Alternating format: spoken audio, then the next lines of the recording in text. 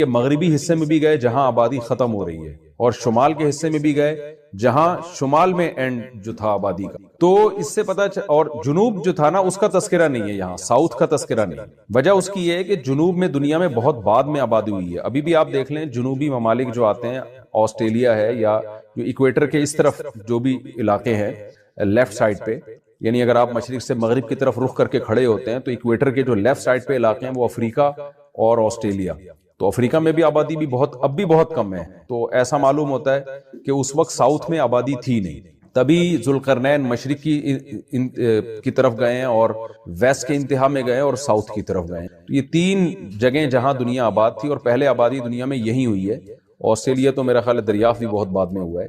تو ان ملکوں میں ذوالقرنین نہیں گئے، لیکن یہ ان جگہوں پہ ذوالقرنین نہیں گئے، یعنی تین جگہوں پہ بہت زیادہ آبادی تھی اس وقت. تو یہ آبادی کا ہونا اس کی علامت ہے کہ یہ کوئی بہت زیادہ پرانا تاریخی واقعہ نہیں ہے کہ جس وقت دنیا کے مخصوص علاقوں میں آبادی تھی. ہمیں قرآن سے پتہ چلتا ہے کہ دنیا میں جو سب سے پہلے آبادی جہاں زیادہ پھیلی ہے یہ وہ علاقے ہیں جو شمال کی طرف ہیں زمین کے، یعنی شمال کی طرف، جسے ایکویٹر کے رائٹ سائڈ پہ اگر آپ مشرق سے مغرب کی طرف رخ کر کے کھڑے ہوتے ہیں تو ایکویٹر کے جو رائٹ سائڈ ہے اور مغربی، یہ دو یعنی شمال میں، نارتھ میں اور ویسٹ میں، اس طرف دنیا میں اولین آبادی اس طرف ہے. تبھی زیادہ تر پیغمبروں کے واقعات بھی یہیں سے متعلق ہیں، اور یہاں جو قدیم انسانی تہذیب اور جو قدیم آبادی کے آثار بھی یہیں سے زیادہ ملتے ہیں. تو اتنی بات بہرحال ثابت ہو گئی کہ یہ علاقے اس وقت آباد تھے. تو ظاہر ہے یہ کوئی بہت پرانا واقعہ نہیں ہے، یہ نبی صلی اللہ علیہ وسلم کے دور کے قریب کا واقعہ، یا کم سے کم یہودیوں یعنی حضرت ابراہیم علیہ السلام کے دنیا میں آنے کے بعد کا واقعہ ہے، کیونکہ بہت بڑی آبادی پر یہودیوں کی حکومت تھی. تو اسی دور کے کوئی یہ بادشاہ گزرے کہ انہوں نے بھی بہت بڑا علاقہ فتح کیا. وَيَسْأَلُونَكَ عَنْ ذِي الْقَرْنَيْنِ، یا آپ سے ذوالقرنین کے بارے میں پوچھتے ہیں، آپ ان کو بتا دیجئے کہ ان قریب میں اس کا تذکرہ تم سے کروں گا. اِنَّا مَكَّنَّا لَهُ فِي الْأَرْضِ، ہم نے ان کو زمین میں ٹھکانہ دیا تھا. وَآتَيْنَاهُ مِنْ كُلِّ شَيْءٍ سَبَبًا، اور ہر طرح کے وسائل ہم نے ذوالقرنین کو دیے تھے. فَأَتْبَعَ سَبَبًا، آپ نے راستوں کو اختیار کیا یا وسائل کو اختیار کیا، ان وسائل کو اختیار کر کے جہاد کی اللہ کے راستے میں. حتیٰ اذا بلغ مغرب الشمس، جب سورج غروب ہونے کی جگہ پہنچے. وجدہا تغرب فی عین حمیۃ، آپ نے اس کو سیاہ پانی میں غروب ہوتے ہوئے پایا. مغرب شمس کا مطلب ظاہر ہے جہاں سورج غروب ہوتا ہے وہاں تو دنیا میں کوئی جا ہی نہیں سکتا، زمین گول ہے، وہ تو گھومتا ہی رہے گا، ہر جگہ ہی سورج غروب ہو رہا ہوتا ہے. لیکن آج بھی دنیا میں مشرقی ممالک اور مغربی ممالک کہلاتے ہیں. جیسے قرآن میں آتا ہے نا، وَأَوْرَثْنَا الْقَوْمَ الَّذِينَ كَانُوا يُسْتَضْعَفُونَ مَشَارِقَ الْأَرْضِ وَمَغَارِبَهَا الَّتِي بَارَكْنَا فِيهَا، کہ ہم نے بنی اسرائیل کو وارث بنا دیا جو ضعیف سمجھے جاتے تھے، زمین کے مشرقوں کا بھی اور زمین کے مغربوں کا بھی. تو مشرقوں اور مغربوں سے کیا مراد ہے؟ وہ آبادی جو ایسٹ کی طرف ہے اور وہ آبادی جو ویسٹ کی طرف ہے. تو یہ مطلب ہے مشرق اور مغرب کا. تو قرآن کے مشرق سے یہی مراد ہوتا ہے کہ وہ آبادی جو ایسٹ کی طرف، آج جس کو ایسٹ کہتے ہیں، اور وہ آبادی جو ویسٹ کی طرف. تو سورج کے غروب ہونے کی جگہ کا مطلب کیا؟ مطلب وہ آباد علاقہ، آخری علاقہ جہاں سورج غروب ہو جاتا ہے. جب ہم زمین کے بیچ میں کھڑے ہوتے ہیں تو وہ ویسٹ کا علاقہ جہاں اس کے بعد پھر آبادی نہیں ہے. تو یہ مغرب الشمس سے مراد ہے. وَجَدَهَا تَغْرُبُ فِي عَيْنٍ حَمِيَةٍ، یعنی آپ تو علاقے فتح کرتے چلے جا رہے تھے، تو جہاں آبادی بالکل ختم ہو گئی تو آپ نے سورج کو پایا، محسوس کیا کہ وہ عین چشمے کو بھی کہتے ہیں اور مطلق پانی کو بھی کہتے ہیں، سمندر کو بھی کہتے ہیں. اصل اطلاق تو اس کا چشمے پر ہوتا ہے، لیکن اس کا عربی لغت میں ہی ہر طرح کے پانی پر بھی اس کا اطلاق ہوتا ہے. تو زیادہ تر مفسرین اس طرف گئے ہیں کہ اس سے مراد ہے سمندر، یعنی سمندر میں ڈوبتا ہوا پایا. مطلب یہ کہ آگے آبادی ختم ہو رہی تھی اور آپ مزید آگے جا نہیں سکے.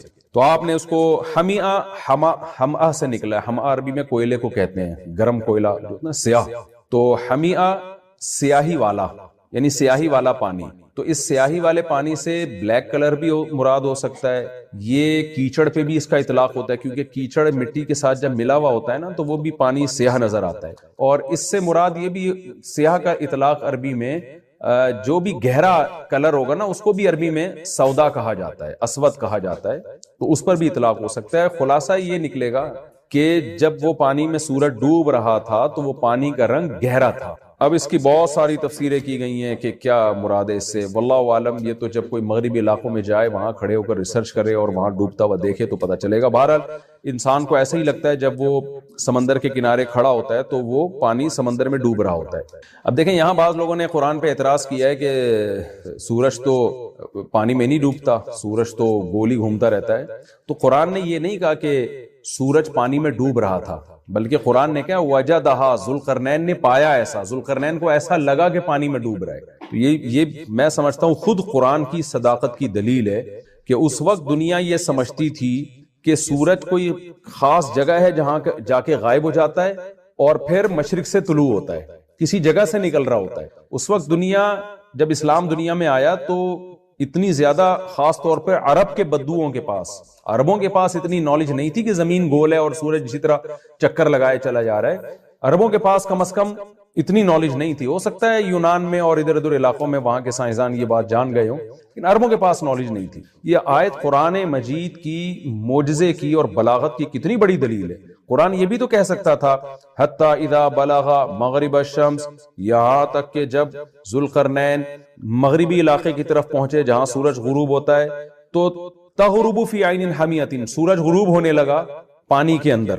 وجدہ کا لفظ اگر قرآن نہ لے کر آتا نا تو قرآن کی آیت سائنسی اصولوں کے بالکل خلاف ہو جاتی۔ عرب تو مان لیتے کہ سورج غروب ہوتا ہے سمندر کے اندر، لیکن یہ سائنس اس کو غلط ثابت کر دیتی آج کے دور میں۔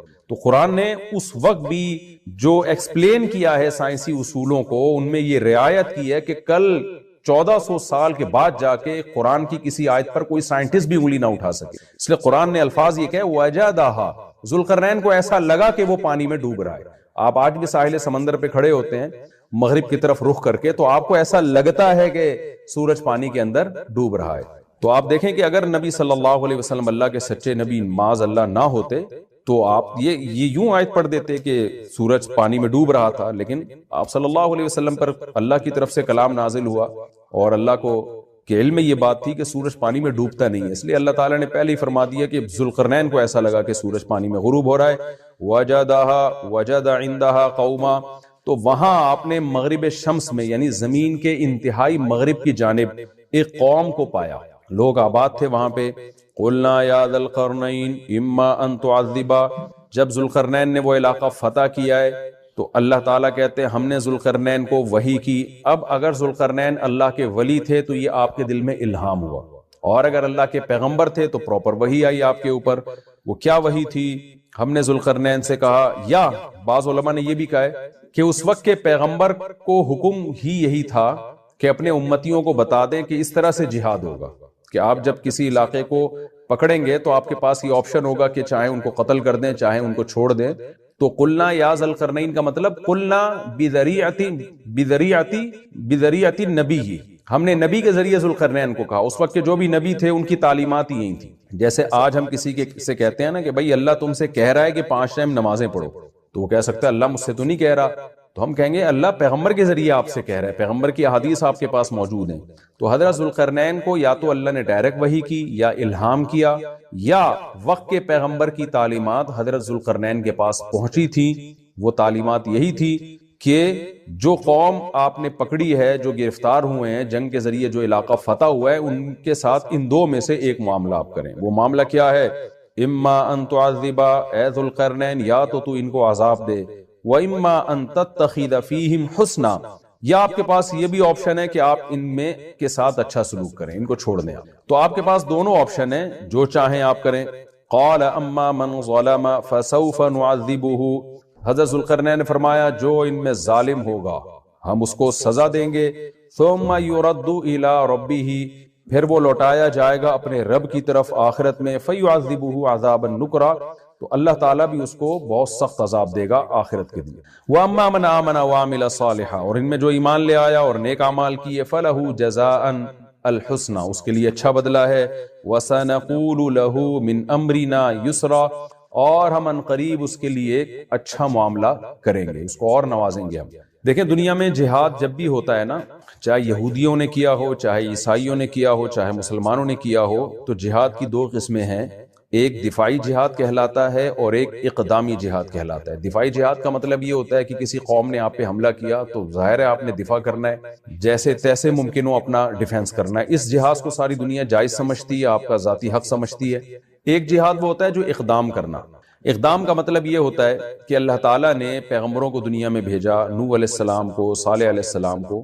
ان پیغمبروں کو حکم یہ تھا کہ آپ نے صرف دعوت دینی ہے، آپ نے تلوار نہیں اٹھانی، اس دعوت کے پیچھے تلوار نہیں ہے. تو جو ایمان لے آئے، نہیں لے کر آئے، اللہ اس کو خود نمٹے گا قیامت کے دن. جیسے نوح علیہ السلام 950 سال دعوت دیتے رہے، 40-50 لوگ ایمان لے کر آئے، باقیوں کو اللہ نے تباہ کر دیا. صالح علیہ السلام دعوت دیتے رہے، شعیب علیہ السلام دعوت دیتے رہے، اور ہود علیہ السلام دعوت دیتے رہے، ابراہیم علیہ السلام دعوت دیتے رہے، لوط علیہ السلام دعوت دیتے رہے. ان تمام پیغمبروں کی دعوت کے پیچھے تلوار نہیں تھی. حضرت موسیٰ علیہ السلام بھی دعوت دیتے رہے، اس کے پیچھے بھی تلوار نہیں تھی. لیکن جب فرعون تباہ برباد ہو گیا، غرق ہو گیا، پھر موسیٰ علیہ السلام کے پاس ایک ریاست آئی چھوٹی سی.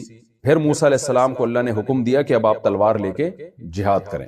تو ہم پچھلی امتوں میں دیکھتے ہیں جہاد کا حکم ہمیں نہیں ملتا، لیکن ہم موسیٰ علیہ السلام قرآن میں اگر ہم دیکھتے ہیں تو موسیٰ علیہ السلام کے دور سے ہمیں لگتا ہے کہ باقاعدہ تلوار کا تذکرہ ملتا ہے کہ اللہ تعالیٰ نے حضرت موسیٰ کو حکم دیا کہ اپنی قوم کو کہیں کہ قوم عمالقہ پہ آپ جا کے لڑائی کریں. پھر مشہور واقعہ ہے کہ یہودیوں نے کہا کہ ہم سے نہیں لڑا جاتا، جس پہ ان کو سزا ملی ہے، اور وادی عتیق میں 40 سال وہ دھکے کھاتے رہے. تو وہاں قوم عمالقہ نے کوئی حملہ نہیں کیا تھا موسیٰ علیہ السلام پر، بلکہ موسیٰ علیہ السلام کو خود حکم تھا کہ آپ نے ان کے اوپر حملہ کرنا ہے. اس کے بعد جو سلیمان علیہ السلام کی تاریخ ہے، داؤد علیہ السلام کی تاریخ ہے، یہاں اسٹیٹ تھی اور باقاعدہ یہاں سے حملے ہوتے رہے ہیں دوسری ریاستوں پر، جس کی وجہ سے یہودیوں کی ایک بہت بڑی ریاست دنیا میں قائم ہوئی. تو یہ کہلاتا ہے اقدامی جہاد. اس کا فلسفہ یہ ہے کہ یہ زمین اللہ کی ہے، تو اللہ تعالیٰ صرف انسانوں سے یہ مطالبہ نہیں کرتے کہ جو ایمان لانا چاہے لے آئے، جو نہ لانا چاہے اس کو اپنے حال پہ چھوڑ دو. ٹھیک ہے، زبردستی کسی کو مسلمان نہیں بنایا جائے گا، لیکن زمین پر جو نظام چلے گا وہ اللہ کا چلے گا نظام. تو اس نظام کو قائم کرنے کے لیے تلوار اٹھانے کا حکم ہے. تو یہ یہود میں بھی رہا ہے، عیسائیوں میں بھی رہا ہے. اب پچھلی امتوں میں کیوں نہیں تھا؟ وجہ اس کی بار بار میں بتاتا رہتا ہوں کہ اللہ تعالیٰ نے اس دنیا کو جوڑا ہے اسباب کے ساتھ. اگر ہم قرآن کا مطالعہ کرتے ہیں، پچھلی امتوں میں جو اقدامی جہاد نہیں رہا، اس کی وجہ یہ تھی کہ اہل اسلام بہت کمزور تھے، وہ لڑ نہیں سکتے تھے. نوح علیہ السلام کے دور میں 40-50 لوگ مسلمان ہوئے ہیں، وہ ہزاروں کا مقابلہ نہیں کر سکتے تھے. لہذا ان کو حکم دیا گیا کہ بس آپ نے دعوت دینی ہے، دعوت دینی ہے. نوح علیہ السلام 950 سال دن میں بھی رات میں بھی پکارتے رہے. صالح علیہ السلام کے ساتھ بہت تھوڑے لوگ ایمان لائے، ہود علیہ السلام کے ساتھ بہت تھوڑے لوگ، لوط علیہ السلام کے ساتھ بہت تھوڑے لوگ، ابراہیم علیہ السلام کے ساتھ تو 2-4 کے علاوہ آپ کی 2 ازواج تھیں اور آپ کے بھانجے، ان کے علاوہ ہمیں نہیں پتا چلتا کہ کوئی اور شخص تیسرا بھی ایمان لے کر آیا. تو آپ نے ہجرت کر کے علاقہ ہی چھوڑ دیا. تو یوسف علیہ السلام کا بھی ایسا ہوا کہ جب مصر میں گئے ہیں تو بہت تھوڑی تعداد میں بنی اسرائیل تھے، وہ مصریوں سے لڑ نہیں سکتے تھے. لیکن جب موسیٰ علیہ السلام کے دور میں بنی اسرائیل کو نجات ملی ہے، اچھا پھر موسیٰ علیہ السلام کو بھی حکم نہیں تھا کہ فرعون کے خلاف تلوار اٹھائیں. ظاہر ہے گراؤنڈ ریئلٹی یہ کہہ رہی تھی کہ ایسا ہو نہیں سکتا کہ ایک قوم جو غلام بنی ہوئی ہے اور اس کے پاس اپنے ظلم سے بچنے کے لیے وسائل نہیں ہے، وہ ایک مضبوط ریاست کے خلاف خروج کیسے کر سکتی ہے. لہذا وہاں بھی اللہ نے اپنی طاقت اور قدرت سے فرعون کو تباہ و برباد کر دیا. اب جو بنی اسرائیل بچے نا، ظلم سے آزاد ہوئے، اب ان کے پاس ایک چھوٹی سی اسٹیٹ آ گئی. اب ان کو حکم ہوا کہ اب تم نے زمین پر اللہ کا نظام نافذ کرنا ہے. تو یہاں بہت سے لوگ اعتراض کرتے ہیں کہ بھئی یہ اسلام کس بات کا حکم دے رہا ہے، کہ یا قرآن کس بات کا حکم دے رہا ہے پیغمبروں کو کہ جی تلوار اٹھائیں اور زمین پر اللہ کے نظام کو نافذ کریں. اس کو خوب اچھی طرح سمجھیں کہ زمین پر کوئی بھی نظام جب نافذ ہوتا ہے نا، اس کے پیچھے تلوار ہی ہوتی ہے. چاہے جمہوری نظام ہو، چاہے وہ آمرانہ نظام ہو، جتنے بھی دنیا میں اس وقت بھی سسٹم چل رہے ہیں وہ سب تلوار کے زور سے ہی نافذ کیے گئے. تلوار کا مطلب زبردستی نافذ کیے گئے. اس میں ہر ایک سے اس کی رائے نہیں لی جاتی کہ آپ یہ چاہتے ہیں کہ نہیں چاہتے ہیں. مثال کے طور پر اس جمہوری نظام کو یہ آپ دیکھ لیں، اکثریت کے ساتھ اگر کوئی جیتتا ہے تو جو اس کے حزب اختلاف میں لوگ ہوتے ہیں وہ جیتنے والے کو وزیر اعظم مانے یا نہ مانے، سسٹم کہتا ہے کہ آپ کو ماننا پڑے گا. تو یہ بھی تو تلوار ہی ہے نا. تو تلوار کے پیچھے 2 چیزیں ہونی چاہیے. اگر وہ تلوار غلط نظام کو دنیا میں نافذ کرنے کے لیے چلائی جا رہی ہے تو وہ غلط ہوگی، اگر وہ صحیح بات کے لیے چلائی جا رہی ہے تو وہ تلوار ٹھیک ہوگی. تو بحث یہ نہیں ہے کہ تلوار کی زور سے اللہ تعالیٰ نے اپنے ادیان کو، چاہے وہ یہودیت ہو، عیسائیت ہو، اسلام ہو، تلوار کی طاقت سے دنیا میں غالب کیا ہے یا لوگوں کے مشورے سے غالب کیا ہے. اصل چیز یہ ہے کہ غالب جس چیز کو کیا جا رہا ہے وہ ٹھیک تھی یا غلط تھی. وہ دیکھیں، اگر میں تلوار اٹھاتا ہوں اور دنیا سے چوروں کا خاتمہ کر دیتا ہوں تو یہ نہیں کہا جائے گا کہ جی آپ نے تلوار کے ذریعے ایک دنیا سے چوری کو ختم کیا ہے، بلکہ اپریشیٹ کیا جائے گا کہ آپ نے تلوار کے ذریعے ایک اچھا کام کیا ہے، قاتلوں کو اور چوروں کو اور ڈاکوؤں کا خاتمہ کیا ہے آپ نے۔ تو یہ خوب سمجھ لیں، اسلام دنیا میں آیا، اس سے پہلے یہودیت دنیا میں آئی یا عیسائیت دنیا میں آئی، تو جن پیغمبروں نے تلواریں اٹھائی ہیں نا، ان کا موقف بہت واضح تھا کہ زمین پر اللہ کا نظام ہونا چاہیے، اس نظام کو نافذ کرنے کے لیے تلوار چلے گی، ایک بات۔ نمبر دو، کہ ہم جس نظام کو اللہ کا نظام کہہ رہے ہیں، اس نظام کے اللہ کے نظام ہونے پر ہمارے پاس مضبوط دلائل ہے۔ یعنی ایک آدمی تلوار اٹھاتا ہے، وہ کہتا ہے کہ میں اللہ کے نظام کو دنیا میں نافذ کرنے کے لیے یہ کام کر رہا ہوں، لیکن اس کے پاس دلیل ہی نہیں ہے کہ میرا جو نظام ہے وہ اللہ کا نظام ہے، تو وہ بھی غلط ہے۔ دیکھیں یہاں 3 اسٹیپ ہیں، اس کو خوب اچھی طرح سمجھیں۔ تین اسٹیپ ہیں، اس کو یعنی ہمیشہ کے لیے نا یہ اقدامی جہاد کا فلسفہ آپ کے دماغ میں بیٹھ جائے گا۔ جب آپ تلوار اٹھاتے ہیں، نمبر 1، آپ جس سسٹم کو دنیا میں غالب کرنے کی بات کر رہے ہوتے ہیں نا تلوار کی طاقت سے، پہلی بات وہ سسٹم ٹھیک ہونا چاہیے، ایک بات، غلط چیز کو دنیا میں آپ تلوار کے ذریعے نافذ نہیں کر سکتے۔ نمبر 2، اس کے ٹھیک ہونے پر آپ کے پاس مضبوط دلائل ہو، 2 اور 2 4 کی طرح آپ کے پاس دلائل ہو کہ یہ جو میں چیز دنیا میں نافذ کر رہا ہوں یہ ٹھیک ہے۔ جیسے کوئی کرپشن کے خلاف جہاد کرتا ہے تو ساری دنیا مانتی ہے کہ کرپشن غلط ہے، تو یعنی یہ اتنا واضح آپ کا دعویٰ ہونا چاہیے۔ تیسری چیز، آپ کے پاس اسباب اور وسائل بھی ہوں کہ اسباب اور وسائل کی دنیا میں آپ فتح بھی حاصل کر سکتے ہوں۔ تو 3 شرطیں کسی تحریک میں، کسی نظام میں پائی جائیں گی تو شرعن بھی اور عقلاً بھی ان کو اجازت ہوگی کہ وہ تلوار اٹھائیں اور اپنے نظام کو دنیا پہ نافذ کر دیں۔ اور یہ 3 شرطوں میں سے ایک شرط بھی اگر نہیں پائی جاتی تو پھر کسی تحریک کو یا کسی بھی شخص کو اجازت نہیں۔ مثال کے طور پر اب میں ایسی مثالیں دیتا ہوں جس سے یہ جو میں نے 3 شرطیں بیان کی ہیں نا، یہ شرطیں اچھی طرح سمجھ میں آئیں گی۔ ایک آدمی تلوار اٹھاتا ہے، ایک تحریک چلاتا ہے، جیسے ہٹلر نے تلوار اٹھائی تھی، وہ بھی اقدامی لڑائی کر رہا تھا، اس نے تلوار اٹھائی کہ جی میں پوری دنیا میں کا کنٹرول اپنے ہاتھ میں لینا چاہتا ہوں، لیکن تلوار اس نے اٹھائی اس بیس پہ وہ چاہتا تھا کہ جرمن کو پوری دنیا کا حاکم بنا دے۔ اس سے جب پوچھا گیا کہ بھئی آپ جرمن قوم کو پوری دنیا کا حاکم کیوں بنانا چاہتے ہیں، اس نے دلیل دی کہ جرمن قوم دنیا کا بہترین دماغ رکھتی ہے اور دنیا کا لیڈر بننے کی سب سے بڑی جرمن قوم میں صلاحیت ہے۔ یہ دلیل بھی غلط تھی، اور جس چیز کو دنیا میں، جس ہدف کو لے کے وہ دنیا میں اس نے تلوار چلائی، وہ ہدف بھی غلط تھا۔ ایک شرط ہو سکتا ہے پائی جاتی ہو، اس نے کہا ہوگا کہ میرے پاس اتنے وسائل ہیں، اتنی طاقت ہے، اتنا اسلحہ ہے، ایسی منظم فوج ہے کہ میں دنیا پہ غلبہ پا سکتا ہوں۔ اس میں 2 رائے ہو سکتی ہیں کہ ہٹلر کے پاس اتنی مضبوط فوج تھی یا نہیں تھی۔ ہم مان لیتے ہیں کہ جی اس کے پاس اتنی مضبوط آرمی تھی، اتنے وسائل تھے کہ وہ دنیا میں غلبہ حاصل کر سکتا تھا، لیکن پچھلی 2 شرطیں یہاں مفقود ہو رہی ہیں کہ آپ جس چیز کو دنیا میں نافذ کر رہے ہو، اس کی آپ کے پاس برحق ہونے کی کیا دلیل؟ آپ یہ تو قوم کی جنگ ہے، آپ ایک قوم کو دنیا کا امام بنانا چاہتے ہو۔ تو دنیا میں جتنی بھی غیر مسلموں کی جنگیں ہوتی رہی ہیں، یا تو یعنی ان میں 2 شرطیں لازمی مفقود ہیں، نہ ان کے پاس کوئی ہدف ہوتا ہے صحیح، ہدف کیا ہوتا ہے دنیا کے وسائل پہ قبضہ کرنا، اور نہ اس ہدف کے صحیح ہونے کی ان کے پاس کوئی واضح دلیل ہوتی۔ جبکہ اسلامی جنگیں یا یہود و نصارہ کی جو جنگیں رہی ہیں، ان جنگوں کے پیچھے دعویٰ بھی درست ہوتا ہے اور ان کے پاس اس دعوے کے درست ہونے کی دلیل بھی بہت واضح ہوتی ہے۔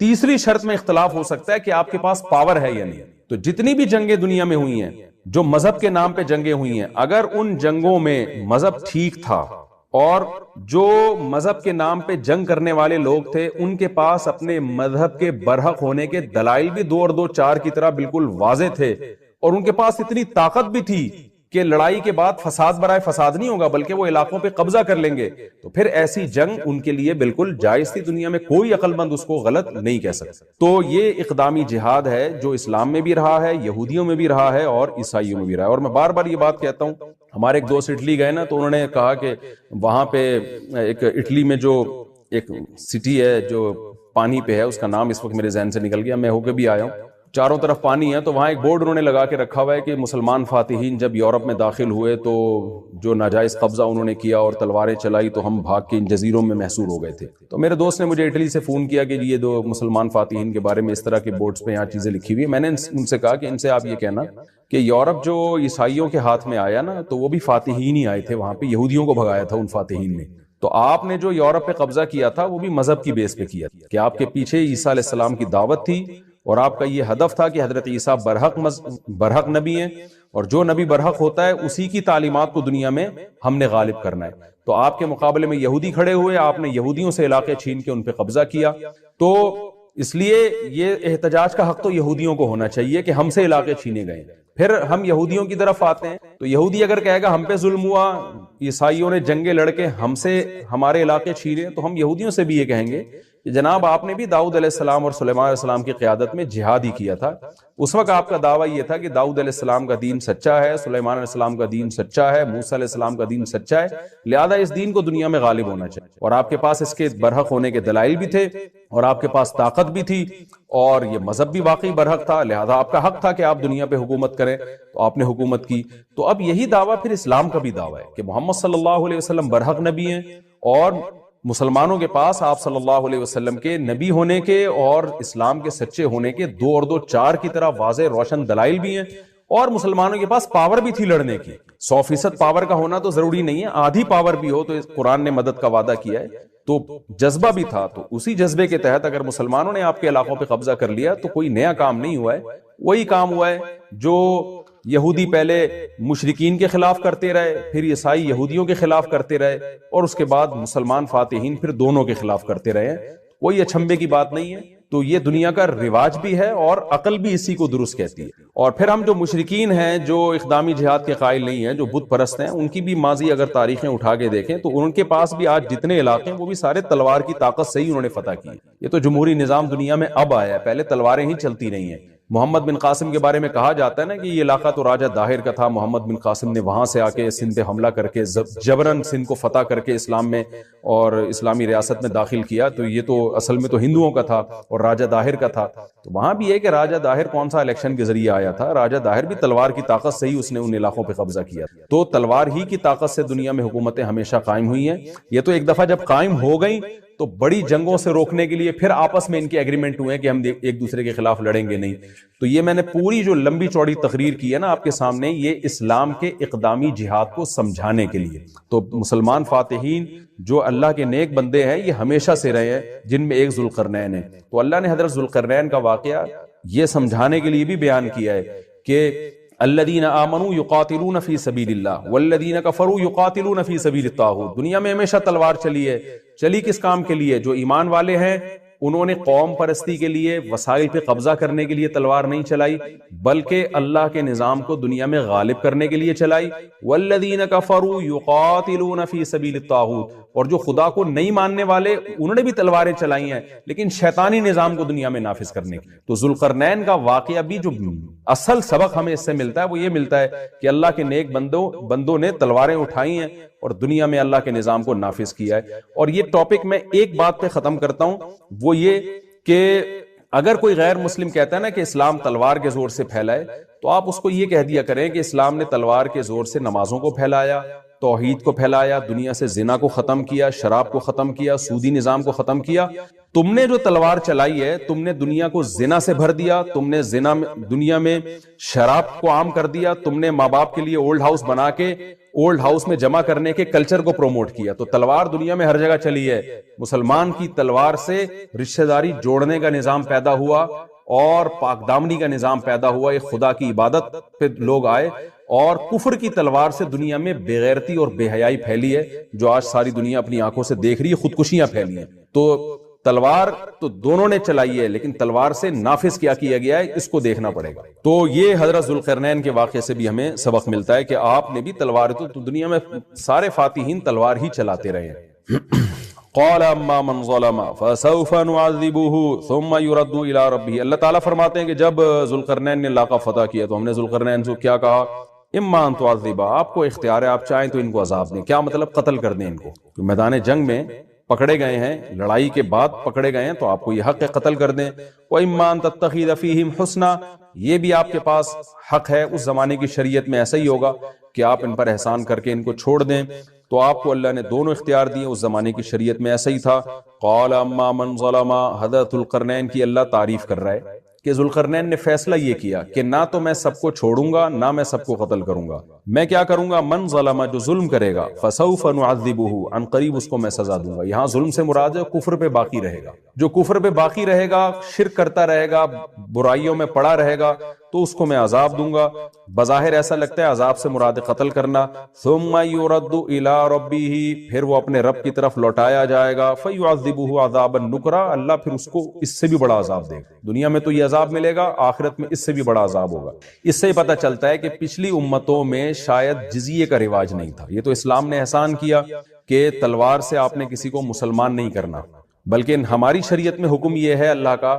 اب تو اقدامی جہاد ہی ختم ہو گیا کیونکہ مسلمانوں کے پاس طاقت ہی نہیں، اپنے ملکوں کو بچانا مسلمانوں کے لیے مشکل ہو گیا ہے. لیکن پچھلی امتوں میں جب پچھلے جو مسلمانوں کے ماضی میں جب جہاد ہوا ہے تو ہماری شریعت نے ہمیں، قرآن میں بھی ہے یہ حکم اور احادیث میں تو بہت ہی واضح ہے کہ کسی بھی علاقے کو جب فتح کیا جائے گا تو تلوار کے زور سے کسی کو مسلمان نہیں بنایا جائے گا، بلکہ ان کو پہلے دعوت دی جائے گی. اگر وہ اسلام قبول کر لیتے ہیں تو ان کو چھوڑ دیا جائے گا، اگر اسلام قبول نہیں کرتے تو تلوار چلے گی، اور تلوار کے بعد پھر ان پہ جزیے کو نافذ کیا جائے گا. ان کے جان اور مال کا تحفظ کیا جائے گا، اور ان کی عبادت گاہوں کو بھی باقی رکھا جائے گا، اور ان سے ایک مخصوص قسم کا ٹیکس لیا جائے گا ہر سال، جو بہت تھوڑا ہے. ہم فقہ کی کتابیں جب پڑھاتے ہیں طلبہ کو تو اس میں اس پوری جو جزیہ کی مقدار کتنی ہوگی، مالدار پہ کتنی، مالدار کتنا جزیہ دے گا، ایک متوسط درجے کا غیر مسلم کتنا جزیہ دے گا، اور غریب کتنا دے گا، یہ پوری ڈیٹیل فقہ کی کتابوں میں فقہاء نے قرآن و حدیث سے نکال کے لکھی ہوئی ہے. لیکن یہاں اس کا موقع نہیں ہے، لیکن وہ بہت تھوڑی ہے اور وہ قسطوں میں لی جاتی ہے،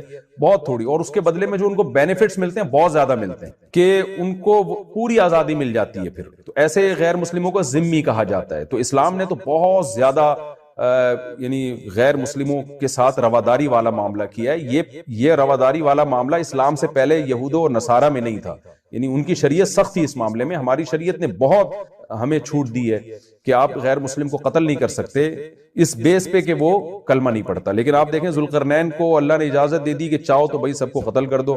ذوالقرنین نے کہا جو ظلم سے بچ جائے گا، یعنی شریعت کو فالو کرے گا، میں اس کے ساتھ اچھا سلوک کروں گا، جو نہیں کرے گا میں اس کو سزا دوں گا. تو اس شریعت میں اجازت تھی، ہماری شریعت میں نہیں ہے. لیکن ہماری شریعت میں بھی یہ محدود وقت کے لیے. جب حضرت عیسیٰ ابن مریم علیہ السلام نازل ہوں گے تو صحیح حدیث سے پتہ چلتا ہے وَيَضَعُ الْجِزْيَةَ، حضرت عیسیٰ کے دور میں جزیہ ختم ہو جائے گا. اما الاسلام و اما السیف، یا تو تلوار ہوگی یا اسلام ہوگا. یعنی حضرت عیسیٰ جب نازل ہوں گے تو وہاں بالکل یہی حکم ہوگا جو ذوالقرنین کو اللہ نے حکم دیا تھا. بلکہ ذوالقرنین کو تو اجازت دی تھی کہ آپ چاہیں تو ان کو چھوڑ دیں، چاہیں تو سزا دیں، لیکن عیسیٰ ابن مریم کو اجازت نہیں ہوگی. وہاں یہی ہوگا کہ اللہ کی حجت بندوں پر اتنی تمام ہو چکی ہے کہ حضرت عیسیٰ علیہ السلام کو حکم ہوگا کہ اس وقت جو مجاہدین ہیں، جو اسلام قبول کرے گا تو بچے گا، نہیں کرے گا تو اس کو قتل کیا جائے گا. لیکن خوب سمجھ لیں آج یہ حکم نہیں ہے، ہمیں اجازت نہیں ہے کہ ہم آج کسی غیر مسلم کو قتل کر لیں، قطعاً اس کی اجازت نہیں ہے. تو یہ دو مسئلے میں ایک بتا دوں، ایک تو حضرت عیسیٰ کا، اور ایک مسئلہ ہے کہ عرب میں اگر کوئی غیر مسلم ہے جب اس کے خلاف جہاد ہوگا تو کیا ہوگا. تو اس بارے میں امام ابو حنیفہ کا موقف یہ ہے کہ عرب کے خلاف جب لڑائی ہوگی تو اس میں بھی جزیہ نہیں ہے، یا تو اسلام ہے یا تلوار ہے. تو ماضی میں جو لڑائیاں عربوں کے خلاف ہوتی رہی ہیں، امام ابو حنیفہ کا موقف یہ ہے کہ ان سے جزیہ نہیں لیا جائے گا. اور دلیل اس کی یہی ہے کہ عربوں پہ حجت تمام ہو چکی ہے، قرآن ان کی زبان میں نازل ہوا ہے، وہ تو قرآن کو اچھی طرح سمجھتے ہیں، اس کے بعد ان پر حجت تمام ہو چکی ہے، لہذا ان کے لیے حکام سخت ہیں. جو عجمی ہیں ان کے لیے حکام نرم ہے. اور جیسے عیسیٰ ابن مریم نازل ہوں گے نا جب، تو اسلام کے سچے ہونے کے دلائل دنیا میں اتنے واضح ہو چکے ہوں گے. سنوریہم آیاتنا فی الآفاق، قرآن کہتا ہے ہم اسلام کے برحق ہونے کے دلائل ان کو دکھاتے رہیں گے. تو عیسیٰ ابن مریم کے دور میں 2 اور 2 4 کی طرح اتنا واضح ہو چکا ہوگا اسلام، اور اسلام کی دعوت بھی اتنے بھرپور طریقے سے پہنچ چکی ہوگی کہ اللہ کی حجت لوگوں پہ تمام ہو جائے گی. پھر کوئی یہ کہے کہ میری سمجھ میں اسلام نہیں آ رہا، اس کا مطلب بہت زیادہ ہٹ دھرم اور ضدی ہی ہے. لہذا اس وقت بھی حکم سخت ہو جائے گا کہ بھئی اما الاسلام، یا تو اسلام یا پھر تلوار. تیسرا آپشن جزیے کا آپ کے پاس نہیں. لیکن عیسیٰ ابن مریم کے آنے سے پہلے عربوں کے بارے میں تو وہی حکم ہے کہ اما الاسلام و اما السیف. لیکن اختلافی مسئلہ ہے، میں نے بتایا یہ صرف امام حنیفہ کا موقف ہے، باقی تینوں ائمہ اس کے قائل نہیں ہیں. وہ کہتے ہیں عربوں سے بھی جزیہ لیا جائے گا، لیکن امام حنیفہ کہتے ہیں عربوں پہ حجت تمام ہو چکی ہے. ان کے الگ الگ دلائل ہیں، اس میں جانے کا کوئی زیادہ فائدہ نہیں، اور ویسے بھی آج کل اقدامی جہاد تو ہے نہیں. تو اس ڈیٹیل میں جب عیسیٰ علیہ السلام کے دور میں اقدامی جہاد شروع ہوگا تو ویسے ہی جزیہ کے حکام ختم ہو چکے ہوں گے. اللہ کرے کہ اس سے پہلے مسلمانوں کے پاس اتنی طاقت آ جائے، خلافت قائم ہو جائے، ریاست قائم ہو جائے مضبوط جیسے ہوا کرتی تھی. یہ تو اب اللہ کی مرضی ہے، میرا مقصد تو صرف ابھی فقہی حکام بیان کرنا. تو اس وقت بھی جو ہے نا حجت تمام ہو چکی ہوگی، لہذا اس وقت اسلام یا تلوار۔ تو یہاں حضرت ذوالقرنین کو اللہ نے کیا فرمایا، اما ان تعذب و اما ان تتخذ فیہم حسنا، چاہے تو آپ قتل کر دیں، چاہے تو آپ اچھا سلوک کریں۔ حضرت ذوالقرنین نے کہا جو ظلم کرے گا قتل کروں گا، پھر اللہ اس کو عذاب دے گا۔ واما من آمن وعمل صالحا فلہ جزاء الحسنى، جو ایمان لا کے نیک اعمال کرے گا اس کو بہت اچھا بدلہ دوں گا، اور سنقول له من امرنا یسرا، اس کے ساتھ میں اچھا معاملہ کروں گا۔ ثم اتبع سببا، وہ علاقہ فتح کر کے وہاں ذوالقرنین نے اپنا کوئی نائب بٹھا کے حکومت قائم کر کے ذوالقرنین وہاں سے نکلے، حتی اذا بلغ مطلع الشمس، پھر زمین کے مشرق کی طرف سفر کیا، یہاں تک کہ مطلع الشمس، جہاں سے سورج طلوع ہوتا ہے نا، جو انتہائی آبادی ہے، کتنا لمبا سفر ہوگا آپ اس زمانے میں دیکھیں، تو وہاں پہنچے۔ وجدہا تطلع علی قوم، تو سورج کو دیکھا کہ ایسی قوم پہ طلوع ہو رہا ہے، لم نجعل لہم من دونہا سترا، کہ ہم نے اس قوم اور سورج کے درمیان کوئی آڑ نہیں رکھی۔ آڑ نہ ہونے کا مطلب یہ کہ چٹیل میدان میں وہ لوگ رہتے تھے، اور ایسے دیہاتی بدو قسم کے لوگ تھے کہ گھر بنانا بھی نہیں جانتے، دھوپ میں پڑے رہتے تھے، اس ٹائپ کی کوئی قوم تھی۔ کذالک، اللہ فرماتے ہیں اسی طرح معاملہ ہے، یعنی ہم جو ذوالقرنین کا واقعہ بیان کر رہے ہیں بالکل اسی طرح ہے۔ یہ بلاغت ہے قرآن کی۔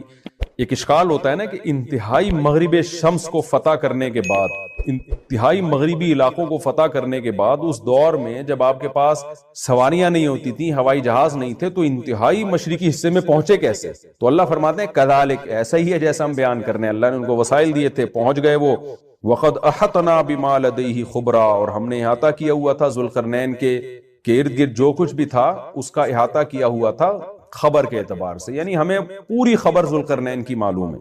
ثم اتبع سببا، اس کے بعد پھر آپ نے راستے کو فالو کیا، حتی اذا بلغ بین السدین۔ اب یہاں قرآن بیان نہیں کر رہا کہ کس سمت میں گئے، لیکن جمہور مفسرین اسی طرف ہے کہ اس سے مراد ہے شمال کی سمت۔ یہ مضمون چل رہا تھا کہ حضرت ذوالقرنین انتہائی مشرقی حصے کی طرف پہنچے زمین کے، وہ علاقے فتح کرنے کے بعد پھر حضرت ذوالقرنین نے زیادہ تر مفسرین کی رائے کے مطابق شمال کا رخ کیا۔ قرآن میں نہیں ہے کہ نارتھ کی طرف گئے یا ساؤتھ کی طرف گئے، لیکن کچھ چیزیں بدیہی ہوتی ہیں۔ آبادی ظاہر ہے اس وقت نارتھ ہی کی طرف زیادہ تھی، ساؤتھ کی طرف آبادی بہت بعد میں دنیا میں آئی ہے، اور اب بھی بہت کم آبادی ہے ساؤتھ کی طرف، تو غالب یہی ہے کہ نارتھ کی طرف حضرت ذوالقرنین گئے۔ قرآن کہتا ہے ثم اتبع سببا حتی اذا بلغ بین السدین، سد کہتے ہیں بند کرنا، کہتے ہیں نا سد باب، اور انسداد دہشت گردی، باب انفعال میں جائے گا تو انسداد یعنی دہشت گردی کو بند کرنا۔ تو سدین، دو سد یعنی دو آڑیں، تو پہاڑ کو آڑ سے تعبیر کیا گیا ہے، کیونکہ پہاڑ رکاوٹ بن جاتا ہے ادھر کی آبادی ادھر اور ادھر کی ادھر جانے کے لیے، تو ایک آڑ کی طرح ہوتا ہے۔ تو قرآن کہتا ہے حتی اذا بلغ بین السدین، یہاں تک کہ جب دو پہاڑوں کے درمیان میں پہنچے، وجد من دونہما قوما، تو آپ نے پایا ان دونوں کے پیچھے ایک قوم کو، یا دونوں کے ایک طرف ایک قوم کو پایا۔ لا یکادون یفقہون قولا، ایسی قوم تھی لا یکادون یفقہون قولا، کہ بات سمجھنے کی صلاحیت ہی نہیں تھی اس کے اندر۔ دیکھیں حضرت ذوالقرنین جب مشرق کی طرف گئے تو زبان تو وہاں بھی نہیں آتی ہوگی، وہ الگ زبان ہوگی۔ جب سورج کے مغرب کی طرف گئے زمین کے دوسرے کنارے کی طرف، تو ان کی زبان بھی ذوالقرنین کی زبان سے میچ نہیں کرتی ہوگی، وہاں بھی ترجمان کی ضرورت پڑی ہوگی، لیکن وہاں قرآن نے یہ نہیں کہا کہ وہ بات سمجھتے ہی نہیں تھے۔ لیکن جب نارتھ کی طرف گئے ہیں تو قرآن کہہ رہے ایسی قوم دیکھی پہاڑوں کے پیچھے جو کچھ سمجھنے کی اس میں گویا صلاحیت ہی نہیں تھی، لا یکادون، ان میں کھوپڑی نہیں تھی ان کی۔ اس لیے زیادہ تر مفسرین اس طرف گئے کہ یہ کوئی وحشی قوم تھی۔ کوئی وحشی قوم ہوتی ہے نا جنگلوں میں جو رہنے والے، جیسے میں نے ایک ولاگ بنایا تھا، مسائی قوم ایک جنگل میں رہتی ہے، تو جنگلی قسم کی قوم تھی۔ کوئی ہو سکتا ہے پتے وتے جسموں پہ ڈھانپتے ہوں اور بالکل درندوں کی طرح جانوروں کی طرح رہتے ہو، تو اس ٹائپ کی قوم تھی کہ اوپر کھوپڑی ان کی خالی تھی، بات سمجھنے کی صلاحیت نہیں تھی ان میں۔ قالوا یا ذا القرنین، وہ ذوالقرنین سے آ کے کہنے لگے ان یاجوج و ماجوج مفسدون فی الارض، کیا ذوالقرنین آپ اللہ کے نیک بزرگ ہیں، آپ آئے ہیں اللہ اللہ سکھا رہے ہیں لوگوں کو، دین کی دعوت دے رہے ہیں، توحید کی دعوت دے رہے ہیں، تو ایک کام ہمارا کر دیں کہ ایک قوم ہے یاجوج اور ماجوج جس نے زمین میں فساد مچا کے رکھا ہو۔ اب سوال یہ پیدا ہوتا ہے کہ جب اس قوم میں کچھ سمجھنے کی صلاحیت ہی نہیں تھی تو ان کو یہ کیسے پتا چل گیا کہ یہ ذوالقرنین اللہ کے نیک بندے ہیں، اور پھر ان سے بات چیت بھی ہوئی اور ذوالقرنین نے ان کو آگے یہ بھی بتایا کہ میں دونوں پہاڑوں کے درمیان سیسا پلائی ہوئی دیوار بنا کے ان پہاڑوں کو بند کر دوں گا، اس میں میرے ساتھ یہ تعاون کرو، تو یہ سب کانورزیشن ہوئی کیسے؟ تو اس کا جواب آسان ہے، ظاہر ہے جتنی بھی بیوقوف قوم ہو کسی نہ کسی طریقے سے اشاروں سے، ترجمان سے، مختلف طریقوں سے اس کو، تھے تو بہرحال انسان نا، کوئی گدھے گھوڑے یا کوئی بندر تو نہیں تھے انسان۔ تو قرآن کا منشا صرف یہ ہے کہ ان کے ساتھ ذوالقرنین کو سمجھنے اور سمجھانے میں بہت زیادہ پریشانی ہوئی، تو مقصد صرف یہ بتانا ہے کہ بہت ہی کوئی بیوقوف قسم کی قوم تھی۔ تو باقی قرآن پھر جو واقعے کی تکمیل کے لیے پھر بیچ میں بہت ساری چیزوں کو حذف کر دیتا ہے جو غیر ضروری ہوتی ہیں۔ اب عقل مند یہ بات سمجھ جائے گا کہ ذوالقرنین اور ان کے درمیان جو بات چیت ہوئی، اس میں حضرت ذوالقرنین کو بہت زیادہ مشکلات پیش آئیں، ان کی بات کو سمجھنے میں بھی اور سمجھانے میں بھی۔ تو آگے پھر قرآن جو ہے نا کہ جو ان کا جو بڑا مقصد تھا وہ بہرحال حاصل ہو گیا، وہ اشاروں سے ہوا ہو، وہ کوئی ترجمان کے ذریعے ہوا ہو یا کسی بھی طرح سے ہوا ہو، تو حضرت ذوالقرنین نے بھی کوئی حل نکالا ہوگا نا کہ اس قوم کی بات کو سمجھنے کی ہم کوشش کریں، ان کو بہرحال دین کی دعوت دی ہوگی۔ تو یہ اس اشکال کا جواب تو، کیونکہ قالو کا مطلب یہاں نہیں ہے کہ آئے انہوں نے ذوالقرنین کی زبان میں بات کرنا شروع کر دی، جو بھی اپنی زبان میں جس طرح سے بھی بات کی، چاہے اشارہ سے کی ہو یا ترجمان کے ذریعے کی ہو۔ دوسری بات یہ ہے کہ انہوں نے حضرت ذوالقرنین کی طاقت کا تو اندازہ لگا لیا تھا کہ یہ اتنے پاورفل ایک لشکر کے ساتھ آئے ہیں اور ان کے پاس اتنا اسلحہ ہے، اتنے گھوڑے ہیں، تو یہ ہنر مند ہیں۔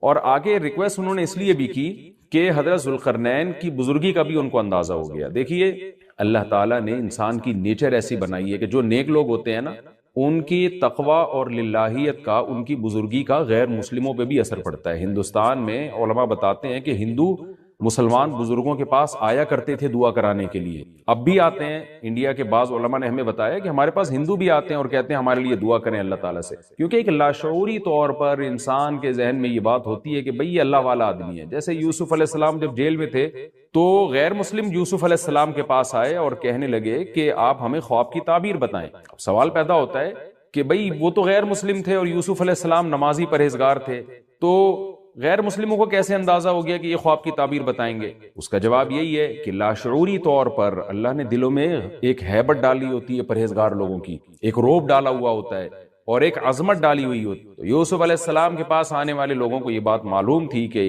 یہ عظیم انسان ہے اور یہ ان کو اللہ تعالیٰ وہ باتیں بتا دے گا جو ہمیں نہیں بتاتا، اللہ ان کو خواب کی تعبیر سمجھا دے گا، ہم نہیں سمجھ سکتے۔ یہ ایک لاشعور میں انسان کے ہوتی ہے یہ بات، اور بھی اس میں بہت ساری مثالیں ہیں، لیکن میں پھر وہ ہمارا یہ لیکچر جس کو ہم فوکس کر رہے ہیں وہ رہ جائے گا۔ تو ذوالقرنین کے ساتھ بھی یہی ہوا کہ وہ قوم جنگلی وحشی قسم کی تھی، لیکن ان کو طاقت کا بھی اندازہ ہو گیا اور بزرگی کا بھی اندازہ ہو گیا۔ پھر آ کے انہوں نے درخواست کی۔ طرز عمل سے یہ لگتا ہے کہ وہ قوم بھی مسلمان ہو گئی تھی، یعنی بغیر لڑائی کے اور بغیر کسی مناظرے بازی کے ذوالقرنین کا مذہب اس قوم نے بھی قبول کر لیا۔ تو کیا کہنے لگی حضرت ذوالقرنین سے؟ بھئی آپ ہمارا ایک کام کر دیں، آپ اتنے پاورفل آدمی ہیں، ان یاجوج و ماجوج مفسدون فی الارض، یاجوج ماجوج ایک قوم ہے جس نے زمین میں فساد مچا کے رکھا ہوا ہے، آئے دن قتل و غارت کرتے ہیں وہ، اور ہمارے پاس ان سے لڑنے کی طاقت نہیں ہے۔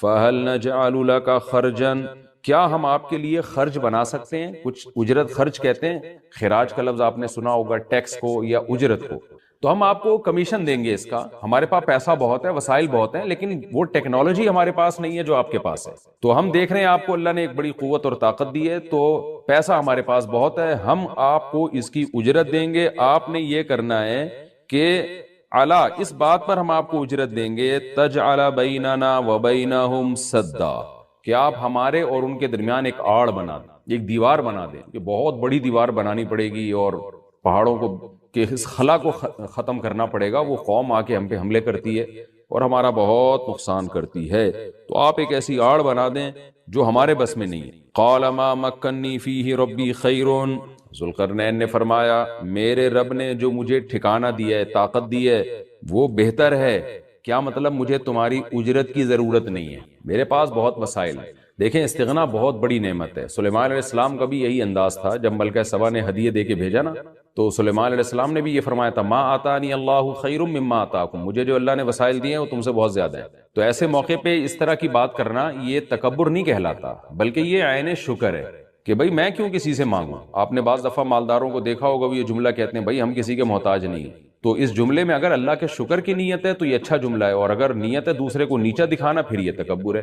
تو بعض وہمی لوگ کیا کرتے ہیں، کوئی بھی اس طرح کا جملہ زبان سے نکال دے تو فوراً اس پہ تکبر کا فتویٰ ٹھوک دیتے ہیں، یہ ٹھیک نہیں ہے۔ تو اس طرح کے جملے پیغمبروں سے بھی ثابت ہیں تو اور اہل اللہ سے بھی ثابت ہیں۔ حضرت ذوالقرنین نے فرمایا بھائی پیسوں کی مجھے ضرورت نہیں ہے، ما مکنی فیہ ربی، میرے رب نے جو مجھے وسائل دی ہیں خیرن، وہ بہت بہتر ہے، تم کیا دو گے مجھے، کتنے پیسے دے دو گے؟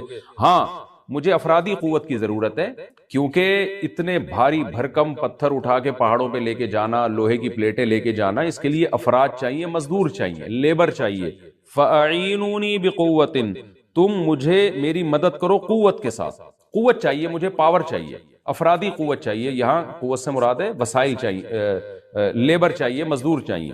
تو اجعل بینکم وبینہم ردما، میں تمہارے اور ان کے درمیان آڑ بنا دوں گا، دیوار بنا دوں گا۔ آتونی زبر الحدید، وہ قوت یہ چاہیے کہ دو تم مجھے لوہے کی پلیٹیں، یعنی اوپر چڑھانے میں میری مدد کرو ان کی۔ تو وہ افراد چاہیے ہمیں بہت بڑی تعداد میں جو لوہے کی پلیٹوں کو لے کے پہاڑوں کے اوپر چڑھیں، اور کوئی بھی اس وقت جو بھی طریقہ انہوں نے اختیار کیا ہوگا، ان پلیٹوں کو ہم دونوں پہاڑوں کے بیچ میں رکھیں گے، حتی اذا ساوا بین الصدفین، یہاں تک کہ جب دونوں کنار، صدف کہتے ہیں پہاڑ کے کنارہ، دونوں کناروں کے درمیان ان لوہے کی پلیٹوں کو۔ اچھا یہاں بھی اندماج ہے، صنعت اندماج کا مطلب بہت سے واقعات قرآن بیچ میں حذف کر رہا ہے۔ تو ایسا ہی نہیں ہے کہ بنی بنائی پلیٹیں، انہوں نے کوئی اسٹیل مل تھی اور وہ پلیٹیں پہلے سے تیار رکھی ہوئی تھیں۔ ظاہر ہے ذوالقرنین نے کیا کیا، لوہا جمع کیا پہلے، حضرت ذوالقرنین نے، کس قدر محنت لگی ہوگی، پہاڑوں کے درمیان بہت زیادہ لوہا چاہیے، تو کہاں کہاں سے پتہ نہیں کتنے مہینے کا یہ پروسیس ہوگا، کتنے سال اس پروجیکٹ میں لگے ہوں گے، کہاں کہاں سے لوہا جمع کیا ہوگا، ہو سکتا ہے زمین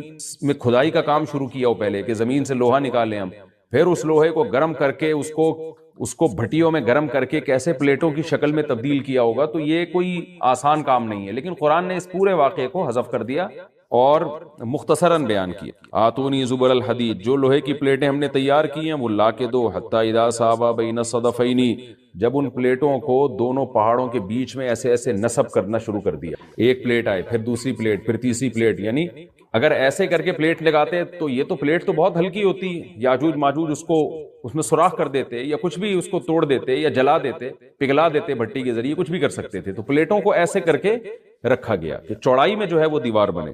قال انفخوا، تو ذوالقرنین نے کہا اب ان میں آگ بھڑکاؤ۔ انفخوا کا مطلب پھونک مارنا ہے، لیکن یہاں پھونک سے بھٹی کی جو گرم کرنے کے لیے جو ہوا ڈالی جاتی ہے نا، جو جیسے آپ نے دیکھا ہوگا نا پرانے زمانے میں خواتین جو تھیں، وہ بوڑھی مائیں کیا کرتی تھیں، دادیاں، وہ ایک پائپ لے کے نا کوئلوں میں پھونک مارتی تھیں، اس سے کیا ہوتا ہے وہ ٹیمپریچر بڑھتا ہے۔ آج بھی میں نے گاؤں دیہاتوں میں دیکھا ہے بھٹیوں میں، اعلان سمجھ لیں، وضاحتی بیان سمجھ لیں، امریکہ کی ایک اسٹیٹ ہے جس میں ایک مسلم زہران ممدانی نام کے صاحب ہیں جو الیکشن میں جیتے ہیں، جس پہ کچھ لوگوں کو خوشی ہو رہی ہے، کچھ لوگوں کو کچھ ناراض ہو رہے ہیں۔ میری طرف سے جو میرا ٹویٹر کا جو میرا ذاتی اکاؤنٹ ہے، اس میں زہران ممدانی کی جیت پر مبارکباد کی ایک ٹویٹ چلی ہے، تو اس میں کچھ ایک وضاحت سن لیں کہ میرا وہ میرا ہی ٹویٹ اکاؤنٹ ہے، میرا ہی ذاتی ہے، اور اس میں کوئی بھی چیز میری پرمیشن کے بغیر، میری مرضی کے بغیر نہیں چلتی۔ بعض ساتھیوں کے ذمہ لگاتا ہوں ٹویٹ کرو تو مجھے بھیجو تاکہ میں اس کو پڑھوں، اس کی نوک پلک کو درست کروں، اور پھر وہ اس پہ میں ٹویٹ کرتا ہوں۔ اب ہوا یہ ہے کہ ہمارے ایڈمن میرے بیچارے بڑے کافی مخلص آدمی ہیں، میرے ساتھ مخلص دوستوں میں سے ہیں، پورا چینل انہوں نے سنبھالا ہے، اللہ ان کی عمر میں برکت دے، امریکہ میں ہوتے ہیں۔ انہوں نے کہیں مجھ سے رابطے کی کوشش کی ہوگی، رابطہ نہیں ہوا، تو انہوں نے اعتماد کی بیس پہ ٹویٹ چلا دی زہران ممدانی کی مبارکبادی کی، کہ بھئی مفتی صاحب جب اٹھیں گے، ایک تو ٹائم کا بڑا فرق ہے نا، وہاں یہاں دن ہو رہا ہوتا ہے تو وہاں امریکہ میں رات ہو رہی ہوتی ہے، تو وہ چلا دی۔ میری عادت یہ ہے کہ جب تک مجھے کسی کے بارے میں پوری صحیح طرح سے نالج نہ ہو، میں نہیں کسی کی تعریف کرتا نہ برائی کرتا ہوں۔ تو جب انہوں نے چلا دی تو پھر میں نے کہا بھائی میں ان کو نہیں ذاتی طور پہ جانتا، جب تک کوئی شخص کو تجربہ کر کے دیکھ نہ لیا جائے کیسا ہے، اچھا ہے برا ہے، تو میں کیسے ٹویٹ کر سکتا ہوں۔